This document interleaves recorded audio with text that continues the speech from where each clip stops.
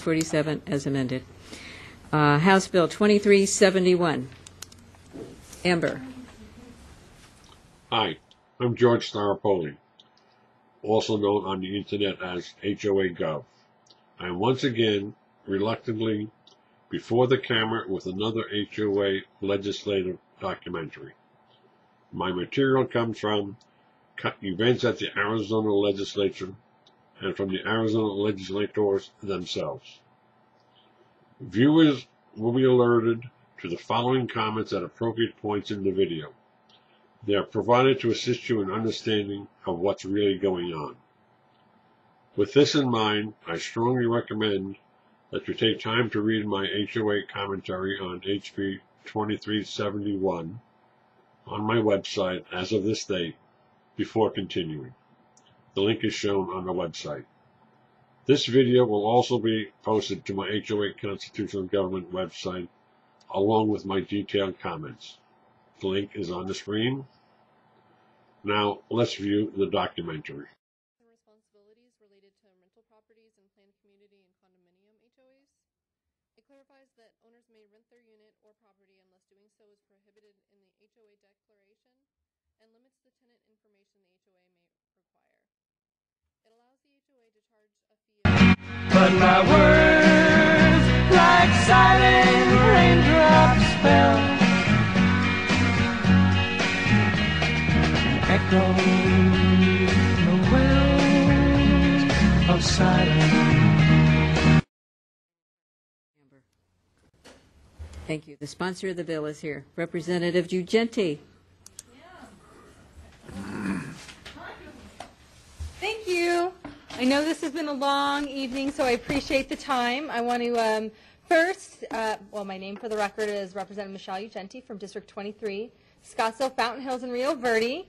I first want to thank the chairwoman for hearing the bill. I really appreciate it. And they did a good job explaining it, but if I couldn't just take a minute and kind of explain how this HOA omnibus came to be, I think that would kind of give some context for it. Proceed. Thank you so much. You probably experience the same thing in the Senate, but in the House every year there is a plethora of personal HOA legislation as well as industry HOA legislation, most of it coming through government. And so I decided this session, my strategy was going to be to combine those all, working through a stakeholder process and kind of allowing that stakeholder process to filter the proposed legislation. So this is a product of that. And what we have here is a combination of a variety of representatives' bills, including Representative Townsend, Kavanaugh, Faris. I actually think his piece was amended out. Sorry, Faris, but everyone agreed with it. Brophy McGee, Peterson, Lovis. Does this mean I can park in the streets now? I know. If only Bartow's piece was in here, but I couldn't do it with the senators' bills. But that did make it through committee. It passed last year. Yeah. Yes, and we're doing it again. So it's passed earlier this year. Yes, it's prospective only. So this is a combination of, like I said, a variety of representatives' bills, and I will say though, when we started, there were some more. I had a couple pieces. They actually didn't make it into the omnibus bill, coincidentally, and there were some others. But by and large, the majority of representatives are present in this piece, and this also reflects kind of a consensus from the realtors, the Arizona Association of Community Managers, and so I spent a lot of time working on the legislation and also trying to spare members the constant agony of voting up or down on very personal pieces of HOA legislation that oftentimes we see down here. So that's what this is a product of. I don't know if you have a specific question maybe we want to open up to. They're kind of all different parts. So let me do that. Do we have a question specifically to the language that I can address, or maybe the stakeholders involved? Senator Crandell has a question for you. Thank Senator you. Crandell. Yes. Thank you. Representative Ugente, I got an email from a homeowner that I'm not sure whether you got that or not. She sent it to everybody that I know of that had a concern and wanted some language to change, not a whole lot, but to give them the same rights. And I think it was a manager on there that wanted they were trying to keep the manager off of they own and they manage, and they wanted to keep that person off of the board. And so she was looking at making some changes, and I thought I brought that down with me to bring it up, but I didn't. So Madam Chair, Senator Crandell, I don't know exactly what you're referencing. To the extent I can facilitate everyone's individual HOA needs, I will. Okay, you have it? Yeah, to that point, it's from someone named Adriana Cunningham. Okay. And it just says, I'm a landlord with several properties in an HOA managed community, and the board is looking to try to change its bylaws in order to prevent a landlord from being able to serve on the board. Can the wording in the below prohibition be modified?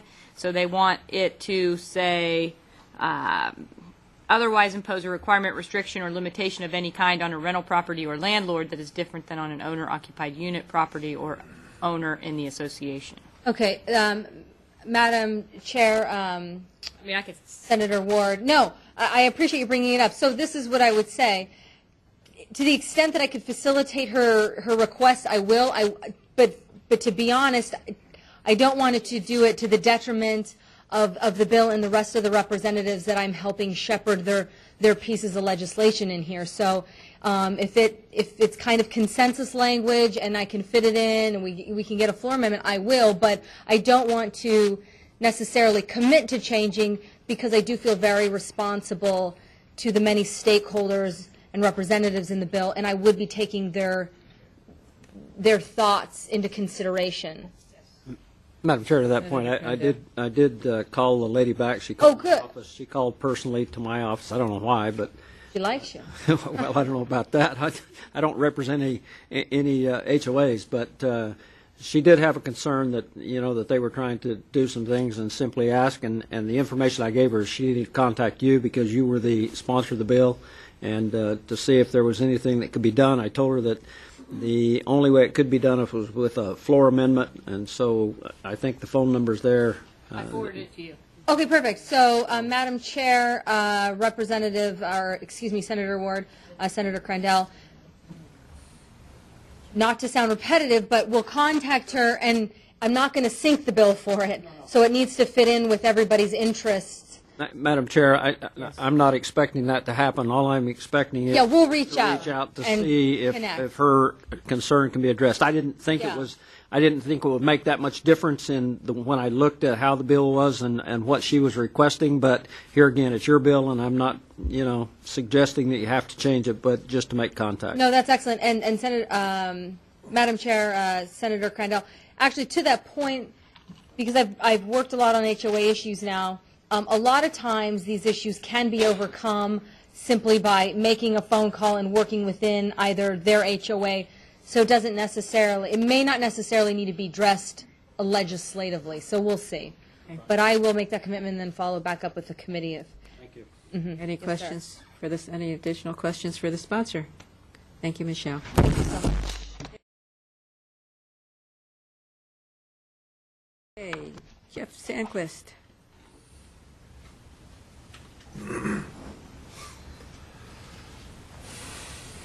Thank you, Madam Chair. For the record, I want to say, because you offer an amendment, you get to see some of these friendly faces more often than you would normally. So how's everything in Sierra Vista? You're living there. I haven't talked to my mom in 2 weeks. Okay, go ahead. Sorry for interrupting. No, that's okay.